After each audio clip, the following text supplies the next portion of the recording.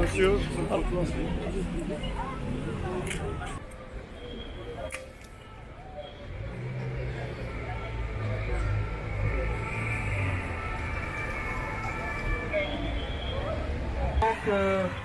Vincent a subi avec les lourdes séquelles que vous connaissez. Les parents ont découvert, les parents de Vincent, grâce à un de leurs enfants qui les a alertés, ont découvert en 2013 que depuis 21 jours, il n'était plus alimenté. Et voilà comment a commencé ce drame et aussi la division qui s'en est suivie. Et les parents ont fait des actions en justice, mis devant ce fait accompli du fait de la maladresse d'une équipe médicale de l'époque. Et ils ont obtenu par la justice qu'au bout de 31 jours d'arrêt d'alimentation, 31 jours, et d'hydratation limitée, leur enfant est repris des forces parce qu'on a arrêté cet arrêt d'alimentation et d'hydratation. Voilà comment ça a commencé et voilà ce qui explique la colère légitime, la tristesse, l'angoisse de parents qui inévitablement ont perdu une grande part de leur confiance dans les équipes médicales qui allaient tout bon arrêter l'alimentation et une grande partie de l'hydratation de leur enfant. Et là, nous assistons depuis ce matin à une situation qui, bien sûr, nous attriste tous et nous choque, car jusqu'à hier, Vincent Lambert n'était pas en fin de vie. Il n'était pas malade, mais gravement, c'est vrai, dépendant. Il n'était pas en capacité d'ailleurs de s'exprimer d'une manière claire, même si il y a des signes suivant les équipes médicales qui l'ont accompagné, qui l'ont vu. Je pense au professeur Xavier Ducrot, neurologue. Je pense aussi aux médecins spécialistes des États. Des États.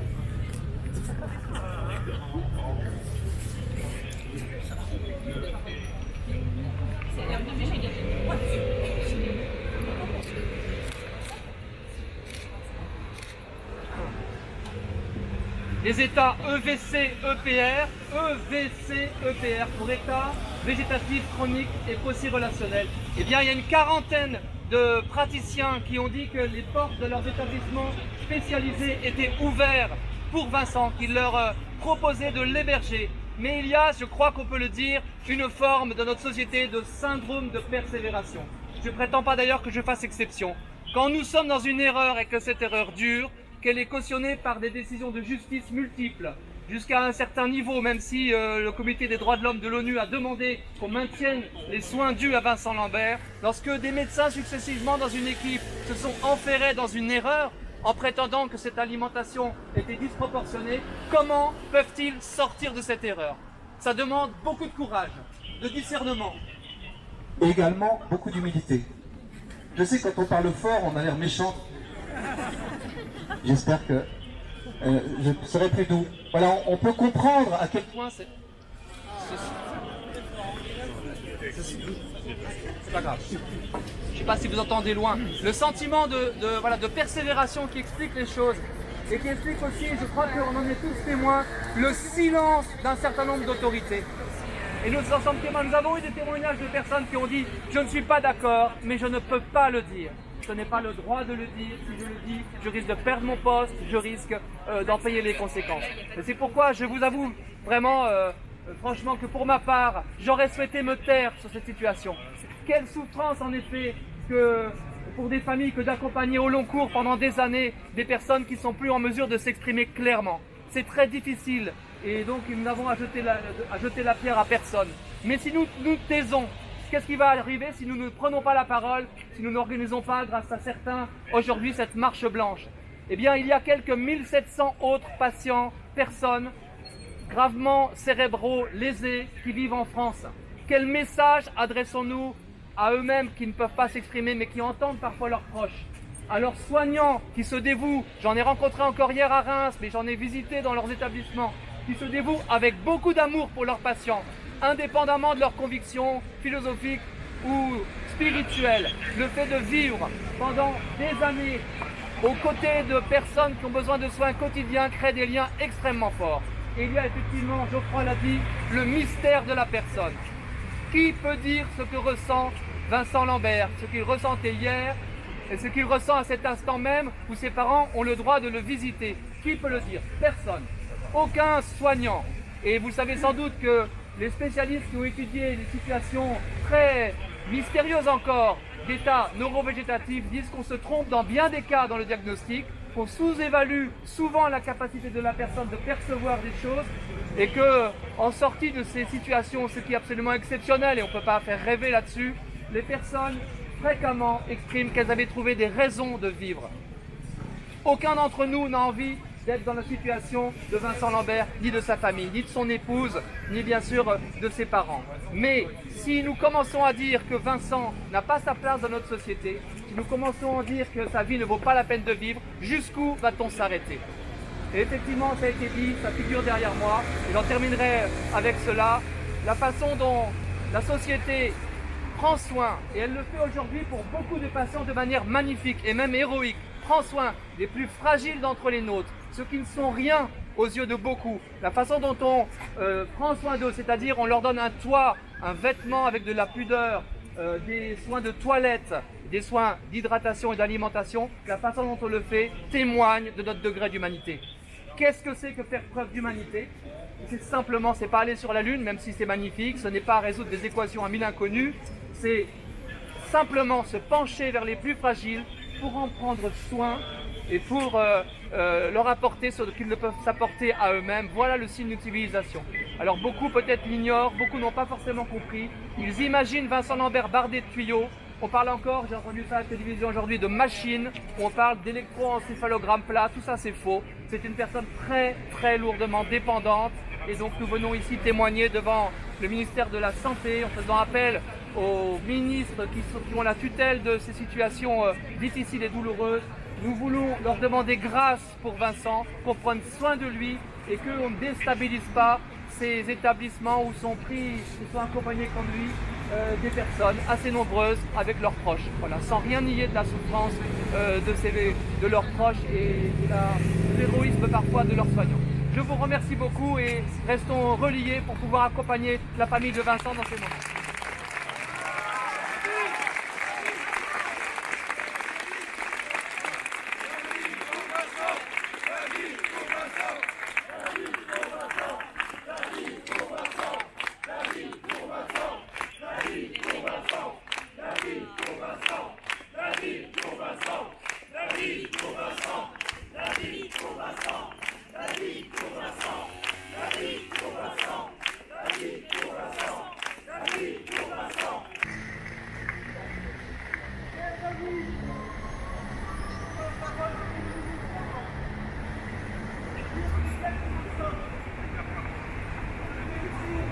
Moi, ce qui me fait peur à l'heure actuelle, à l'heure où on parle de l'inclusion des personnes handicapées, c'est qu'on laisse tomber Vincent Lambert, qui est une personne lourdement handicapée. Moi, ça m'interroge, parce que la dignité ne se détermine pas par sa capacité à parler ou à travailler. La dignité se détermine par ce que nous sommes. Je suis Marc-Henri et il est Vincent et nous sommes tous les deux 100% vivants et nous partageons la même humanité blessée.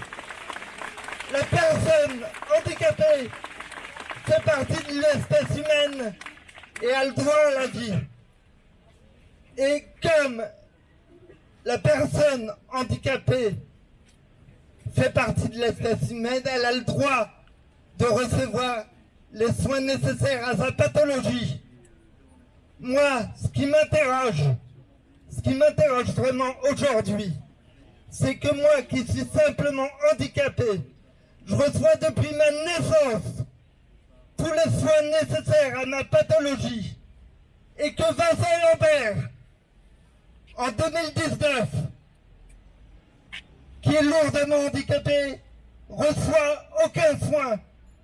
La société a perdu la raison si elle laisse tomber Vincent Lambert à l'heure de la politique inclusive d'Emmanuel Macron. Emmanuel Macron doit prendre la décision, doit prendre de la hauteur par rapport à l'affaire Lambert et demander son transfert dans une unité spécialisée pour prendre soin de lui. À l'heure actuelle, c'est important de prendre soin des personnes en 2019. Voilà ce que j'avais à dire.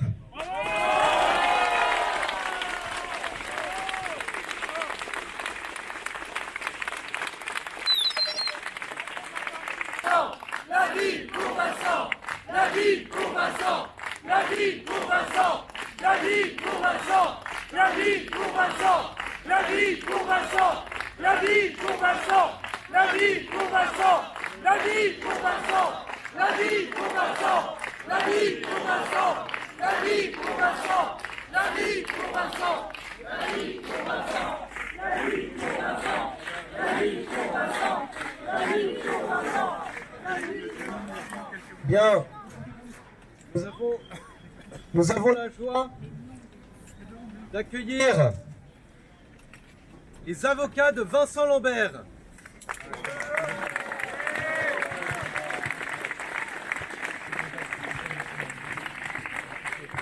Je vous demande d'applaudir très fort Maître Jérôme Triomphe et Maître Jean Paillot,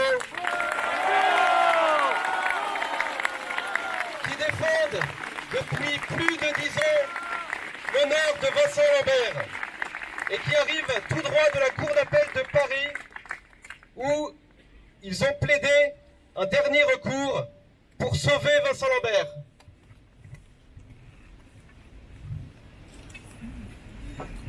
Merci à tous.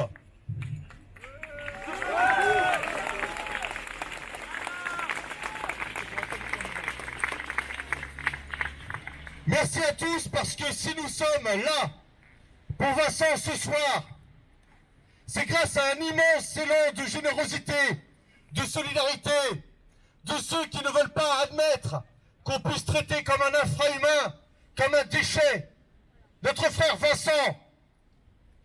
Si nous sommes encore là, ce soir, après avoir plaidé un ultime recours, c'est parce que nous ne nous résignons pas à admettre que Vincent soit assassiné froidement, léonétiquement.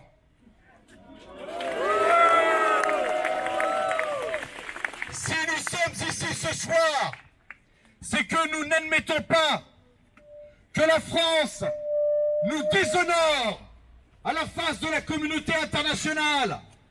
Nous n'acceptons pas ce crime d'État qui est en train de se commettre au prix d'un mensonge d'État proféré par Madame Agnès Buzyn, ministre dit des solidarités et de la santé.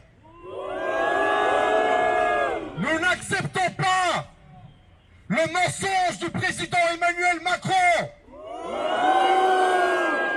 qui avait droit de vie et de mort sur Vincent en appelant son ministre et en lui disant de respecter les mesures provisoires prescrites par le comité des droits des personnes handicapées à 2 reprises, relevant du Haut Commissariat aux droits de l'homme de l'ONU. Nous n'acceptons pas que ces politiciens osent prétendre qu'ils ne peuvent pas remettre en cause des décisions internes alors que cela ne leur a jamais été demandé, alors que nous demandions simplement de respecter la parole internationale de la France, les engagements internationaux de la France et l'honneur de la France.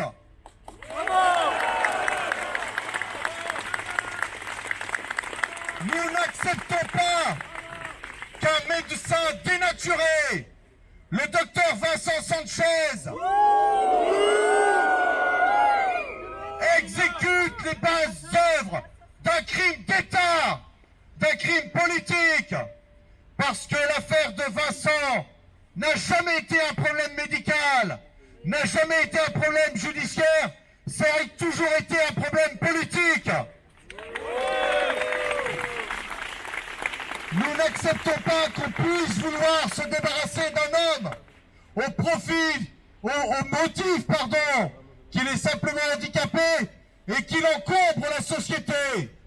Nous n'acceptons pas que ce malheureux Vincent malgré toutes nos actions judiciaires, malgré les supplications d'une mère, malgré les objurgations des plus grands spécialistes, soit séquestré dans un CHU, dans un service de soins palliatifs dirigé par un gériatre, et maintenu dans ce qui est devenu depuis 5 longues années un sinistre couloir de la mort.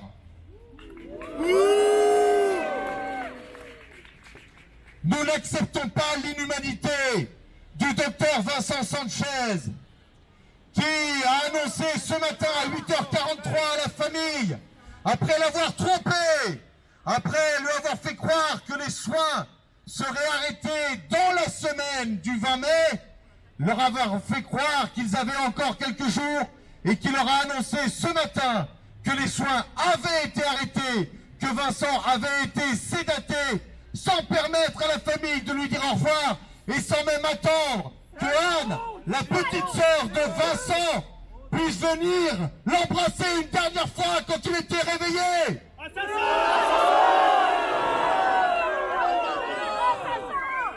Honte! Honte! Honte au docteur Sanchez!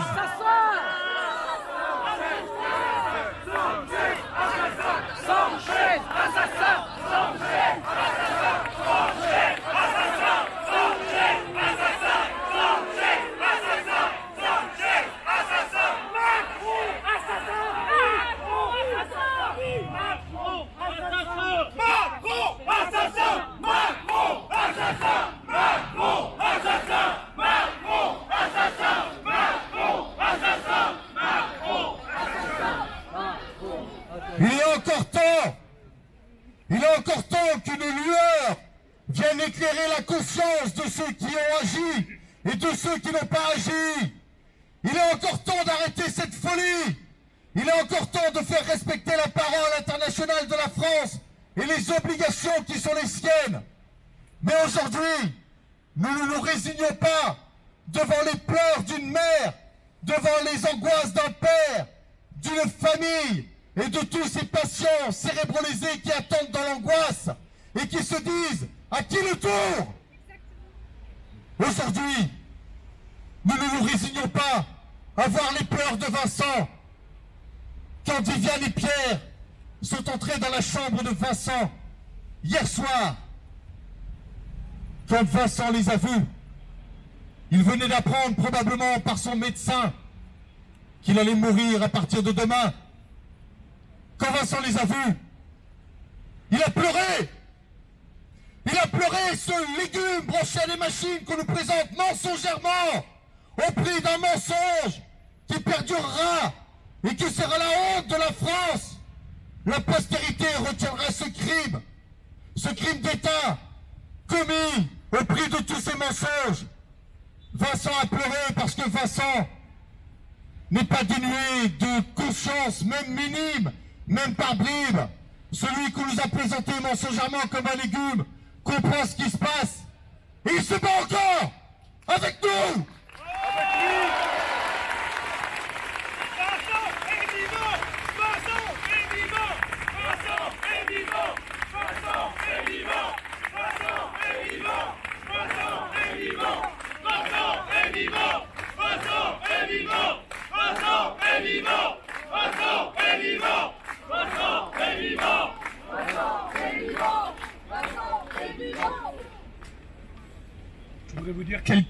Je voudrais encore vous dire quelques mots. Je voudrais vous dire que vous étiez tous avec nous à la cour d'appel cet après-midi. Je voudrais vous dire que c'est parce que nous savons que nous sommes portés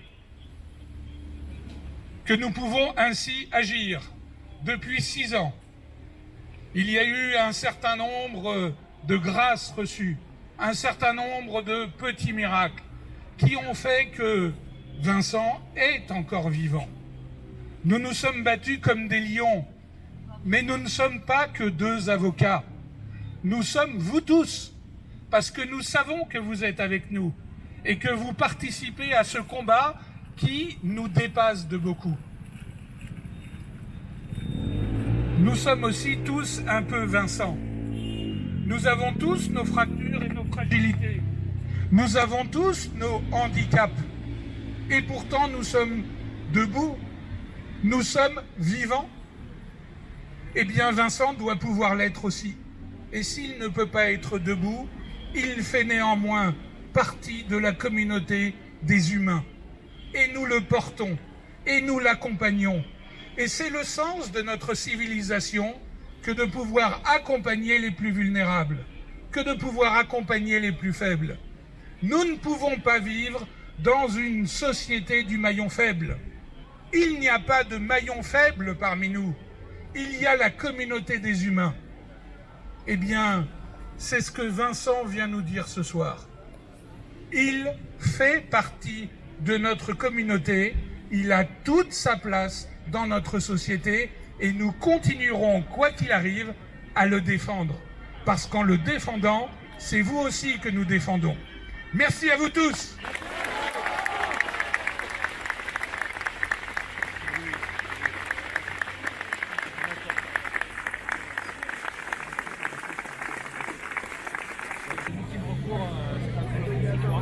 Oui, malheureusement, c'est l'ultime recours. Mais ce soir, nous avons senti, et nous espérons que la décision sera à la hauteur, une écoute que nous n'avions jamais eue auparavant. Pour la première fois, des juges ont accepté de regarder une vidéo de Vincent, cette vidéo dont je parlais tout à l'heure, de Vincent en train de pleurer, en voyant ses parents sachant qu'il allait mourir. Ce Vincent qu'on décrit comme un prétendu légume qui serait branché à des machines alors qu'il est un être humain, qui se réveille le matin, qui s'endort le soir, qui suit ses proches des yeux et qui n'est branché à aucune machine.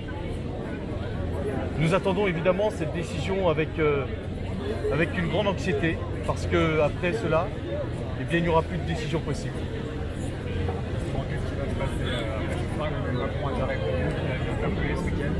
Emmanuel Macron aura déshonoré la France.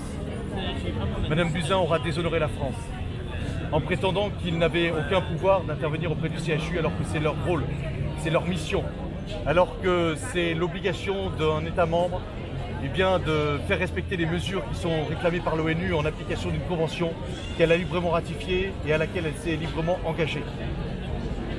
Cela restera pour la postérité la manifestation d'un crime d'État commis au prix d'un mensonge d'État, avec tout un appareil d'État qui se sera déchaîné contre un malheureux qui est enfermé dans un couloir de la mort depuis plus de 5 ans et 6 ans en réalité depuis qu'on a essayé de le tuer une première fois en 2013. Tout cela est au déshonneur de la France.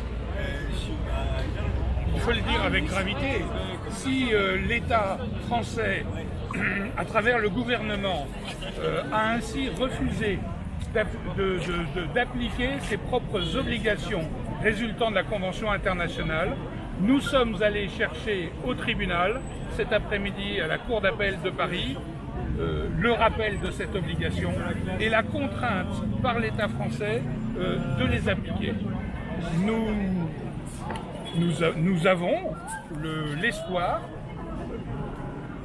que, ayant été entendu, le tribunal, la Cour va effectivement prononcer les mesures conservatoires qui s'imposent.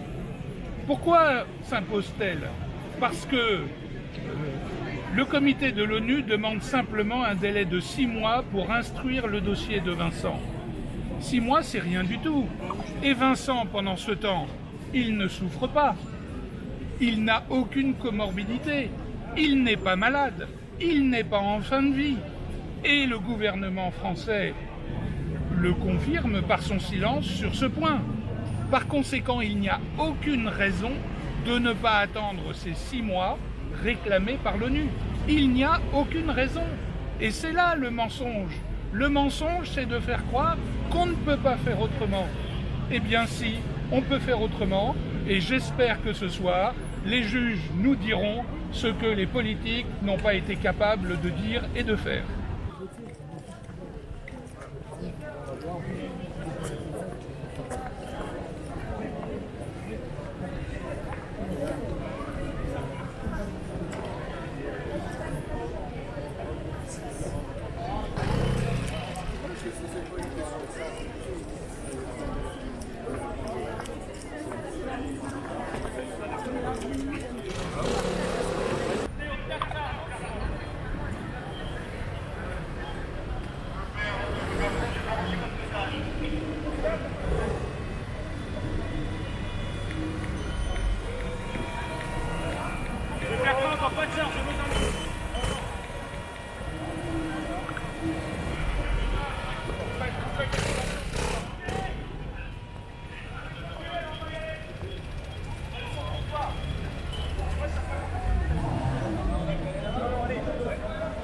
Non,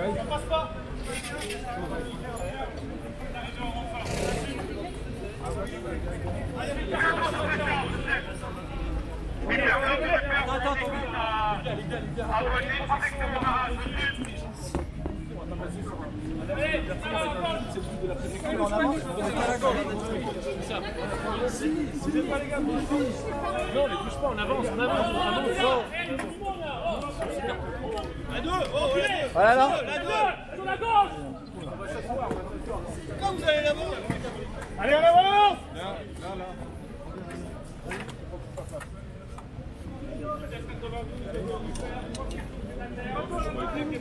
Allez, y'a pas trop de monde ici, on y va. Oh. Mais lui, c'est un Mario, lui. C'est policier. Et on y va? On avance là? Ils ne veulent pas. Je le partage avec moi. Le contact de parfois.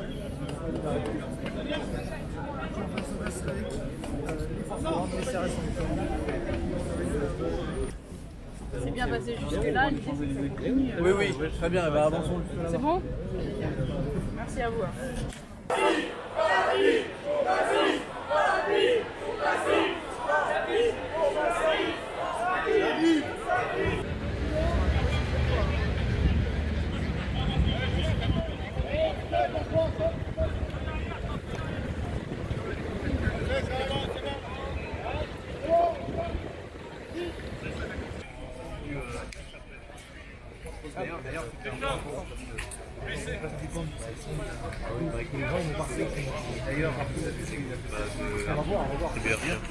Oui, docteur, on est là.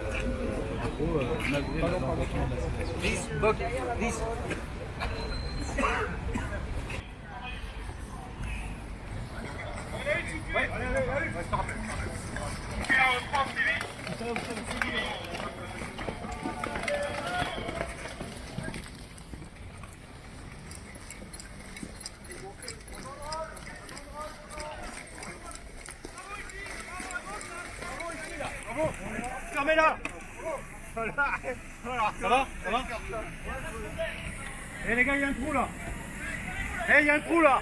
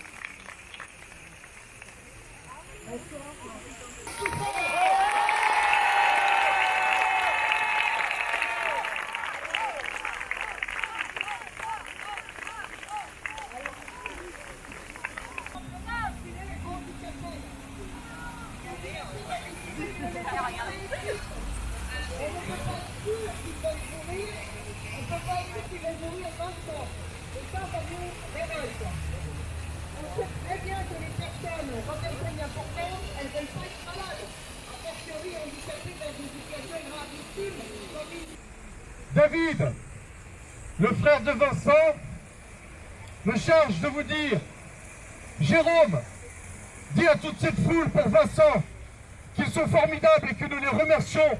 Ils sont extraordinaires. Merci à tous.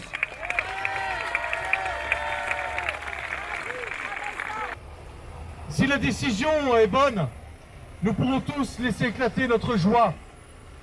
Mais si cette décision est mauvaise, ils aimeraient en face que nous soyons violents. Je voudrais juste vous demander, si la décision est mauvaise, que nous fassions simplement silence. Pour Vincent et pour sa famille qui pleure avec lui.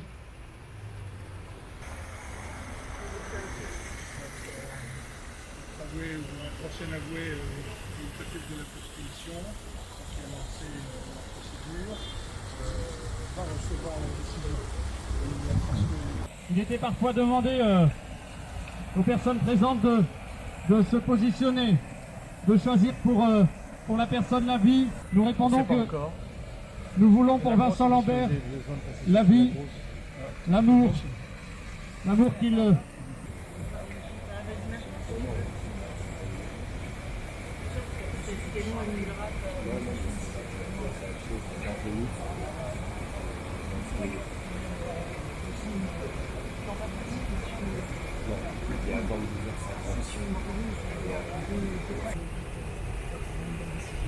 C'était super, Catherine. Quelle angoisse là. On t'a envoyé un peu au feu, là.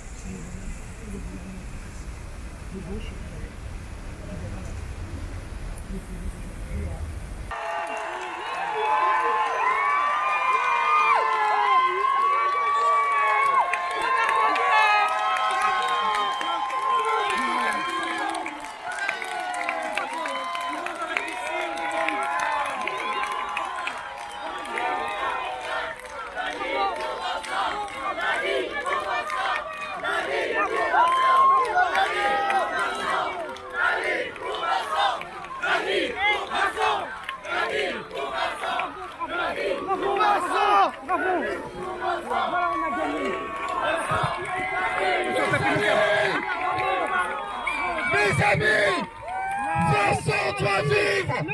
Vincent.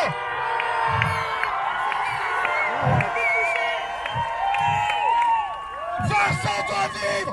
Vincent vivra. Mes amis, laissez-nous prévenir la famille. Oui, s'il te plaît. La vie pour Vincent. Je voudrais sortir. La vie pour Vincent. La vie pour Vincent. La vie pour Vincent. La vie pour Vincent. On a gagné. Poussez pas.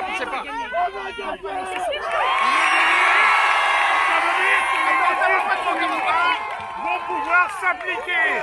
La Cour de Paris a ordonné des mesures conservatoires, à savoir que l'alimentation et l'hydratation de Vincent doivent être reprises sans délai. C'est donc une extraordinaire victoire qui confirme ce que nous disions, que la France est obligée d'appliquer les dispositions de la Convention. C'est donc une grande victoire. Ce n'est que la première des victoires. C'est la remontada.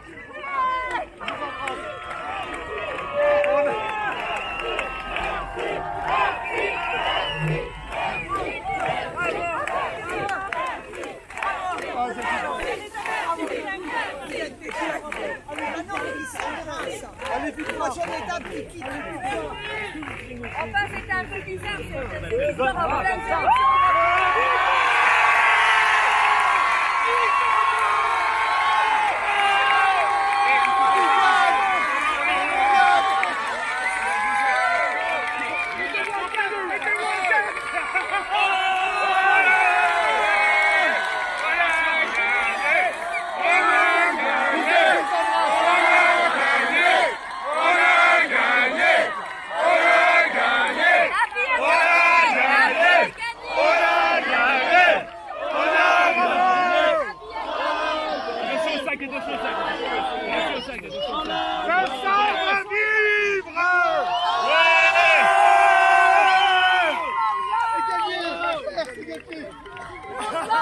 C'est grâce à vous.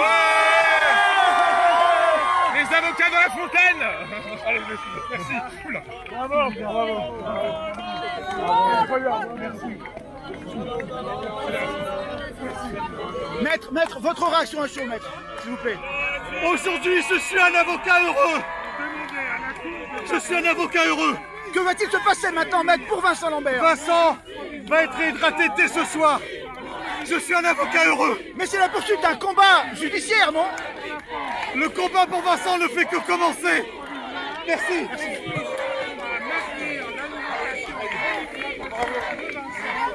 Bravo, merci. On est pour rien, nous, c'est grâce à vous.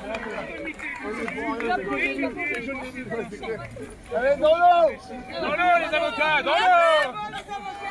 Bien, c'est une très grande victoire. Elle permet de confirmer qu'il est nécessaire de prendre en compte les avis, les recommandations du Comité international des droits des personnes handicapées. Le président ne défend pas la vie. Qu'est-ce que ça veut dire?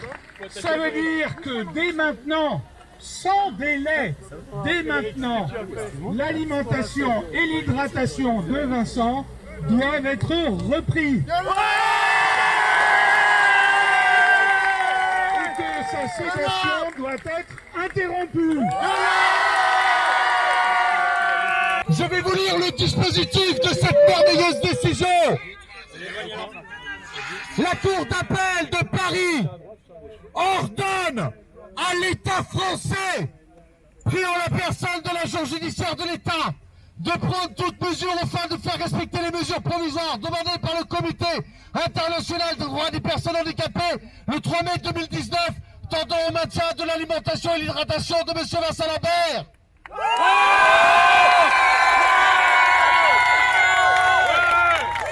Merci à tous.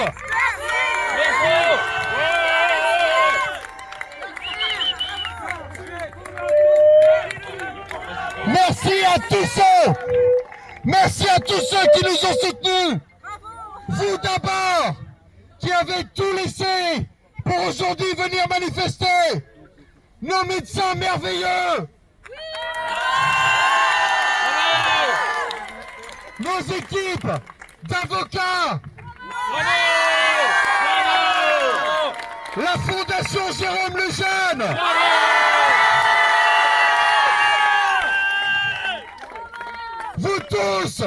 Vous tous qui nous avez soutenus, vous tous qui avez cru que c'était possible.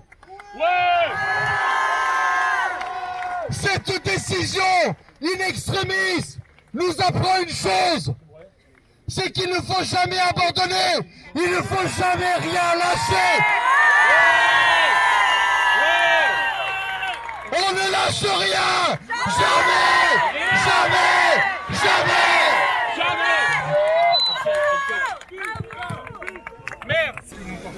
Allez, ouais, ok, ça vaut le coup.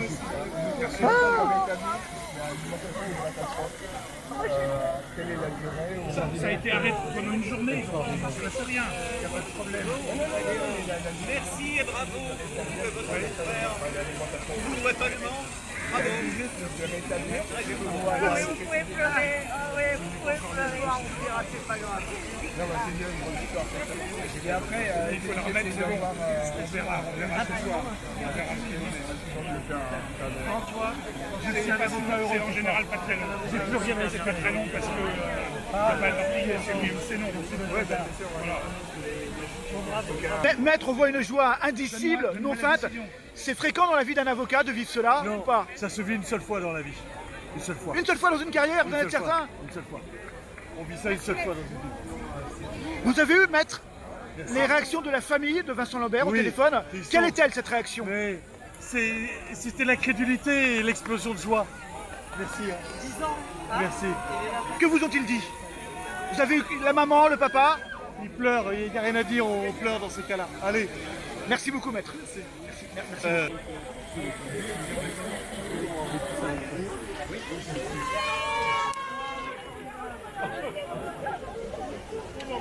Merci ma Guécha, merci. Merci Guécha. Ah Guécha. Oui ma Guécha. Ronan, c'est grâce à toi. Allez. Oh là là.